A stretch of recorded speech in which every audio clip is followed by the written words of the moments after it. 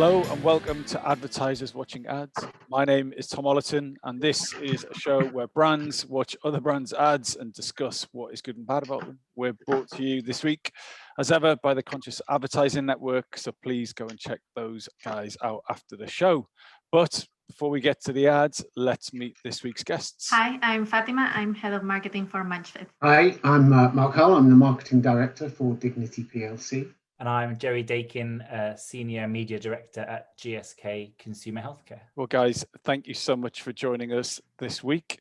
Let us have a look at the ad that came from the National Cyber Security Centre. What makes this ad quite interesting, certainly in terms of this show, is that this was first released in winter 2019. This was attributed to Cyber First, a programme led by the National Cyber Security Centre to encourage young people to get into tech and into government. And critics have called this patronising, saying the government wasn't really helping the arts through the pandemic. And writer Caitlin Moran said she wondered that the government had recently created a hopes and dreams crushing department. But Downing Street came back and says this was part of a campaign encouraging people from all walks of life to think about a career in cybersecurity. But this piece of content was not appropriate and had been removed. Then the reaction to this Rethink, Reskill, Reboot campaign was almost immediate on social media, and the ballet dancer picture was replaced by a picture of a baker almost immediately. But this all happened a long time ago. Fatima, why has this come back now? Very recently, Rishi Sunak made some comments about retraining, and apparently during his comments he referenced the arts, and there was a big scandal about people in the arts having to retrain because their jobs were not relevant anymore. So he had to correct himself and say that he was talking, as you very well said, Tom, about all walks of life. But then very soon after, somebody resurfaced this campaign, which was very relevant. So Mark, what was your first reaction when you saw this? I find the advert and the concept of it slightly a bit odd. I get the idea is that we need to encourage people to consider careers that aren't necessarily normally thought of. And the whole premise of this advertising is quite of a stick. It tells us nothing about cyber or anything else. It's your current career is not very good. Come over to this new place, which we don't really tell you much about. And so I think the angles around it are just a bit odd. The concept behind it of what they're actually trying to do, I just think they've missed the mark, let alone the timing of when this happens to have come out with the wider issue that we're dealing with because of the restriction in the ability for these people to actually do their careers. So Jerry, how about you? If you don't know what cyber is to begin with, I think I saw a lot of debate about cyber. Does that mean everything digital? If I work in digital marketing, am I now a cyber person? It kind of relies on you knowing that cyber means cybersecurity, means everything that's involved in cybersecurity, which, having seen many iterations of the advert, I'm none the wiser of. So I don't think it does a great job from a sort of basic ad perspective. But yes, suddenly with this context of that being a controversial government statement, the advert, really has a much darker overtone. Being really careful about some of the kind of the old ads they might have otherwise used, which in a new context means something quite different. I think you're right there, Jerry. Though is that you've got this strapline about join cyber, but it's very much there's no real incentive to even go looking or exploring about it. It's just confusing, and it misses the mark on a lot of aspects of just a pure.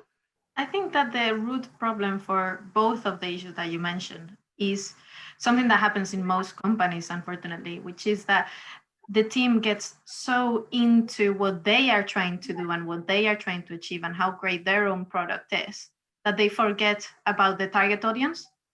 And being so self-centered, they have created a targeting issue where this one, for instance, in particular of the ballet dancer, you're targeting somebody who is in a job that is driven by passion and by a deep desire to do this work, and targeting them with a message that, as Mark was saying, is more about giving up and refusing your passion and just working for the money. But also, as Jerry was saying, because you're so focused in your product, you forget that people don't know what your product is if you're not showing it to them or telling them. So I think that the deeper ingrained issue here is the self-centered approach to the ad, because that is affecting all the other aspects of it. But don't you think there's an element of using a shock tactic here? Like, sure, you could have had someone sat behind a laptop doing some cyber stuff, whatever that turns out to be. But would that even register with someone who was a ballet dancer or a poet or a painter or a playwright? Isn't it the job of advertisers to have something that does stand out? And yes, it's insensitive. Yes, it can be seen as patronizing. Are they trying to do the right thing by creating a visual and written contrast between the beauty of a ballet dancer and the harsh reality of maybe having to do a career change? But then the messaging, I would tweak the messaging if that was the goal. And it wouldn't be that she doesn't know that her career is going to be in cyber as well. It would be more about her career being also in cyber. So you could say something like, Fatima is a ballet dancer. She's also training in cyber, or she's also a cybersecurity specialist, rather than her next job, she's going to switch into something completely unrelated, which it still would have shock value, because you wouldn't expect somebody in the arts like a ballet dancer to also be into cybersecurity, but it wouldn't have that demeaning undertone that I think all the ads in the collection do have, because you're showing somebody doing one job and proposing that they do a completely different one. So for me, it's eliminating that negativity out of the ad, but still keeping the shock value. Then again. And so whose responsibility is this, Jerry? Is this the creative agency should have never suggested it, or is the brand manager responsible for the cybersecurity department should have picked this up, or the media agency? Who's getting the finger at this point? Well, I don't think anyone wants the responsibility. I think even the government said it wasn't really their ad. It was some agency working on behalf of some agency working on behalf of someone. But many consumers will only ever see one of those touch points, and they won't have necessarily seen your TV ad to make sense of your out of home, to see, oh, this little tweet, I get that because of the wider campaign.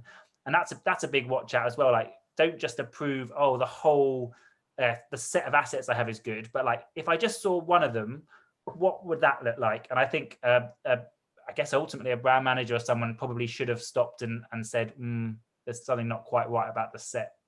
So we're going to have to close off the show now, unfortunately. Fatima, what should brands be taking away from this ad? I think empathy. Empathy as in the ability to put yourself in the shoes of the target audience, the audience that are going to see your ad, and where and how and what do they know versus what do you know, because throughout this approval process, obviously the people who were looking at it had a lot more information than the people who will at the end see this ad. Yeah, it's similar to empathy, but definitely around context. Just when you're reviewing ads or thinking about creative executions, really do take a step back and say, like, what is the context this is going to appear in? What does it look like if people only see one of the creatives in it? And yeah, if there are big things going on in society and you've got some ads you've been running for a while, just keep sense checking. Like, do they say anything which is a bit frivolous, a bit throwaway, which in the ever changing world we live in now is perhaps not a good thing to be saying at the moment. So yeah, keep a real eye on the context of your adverts. I'm going to go slightly different than obviously the creative and everything else needs to be addressed, but I just think the handling, these things happen, particularly with legacy stuff stored on internet and things resurface at different points in time that might be taken out of context. The ability to handle the comms and the crisis around that, I think the government have done, again, another pretty poor job of, it wasn't us pushing the blame and managing it incorrectly. And that, again, if that was a commercial business, I would expect them to be protecting it and ensuring that they're apologising and managing what they need to do in a better way than we've seen this handled by the government. Guys, thanks so much. Fatima, Jerry, Mark, that was brilliant. See you next week.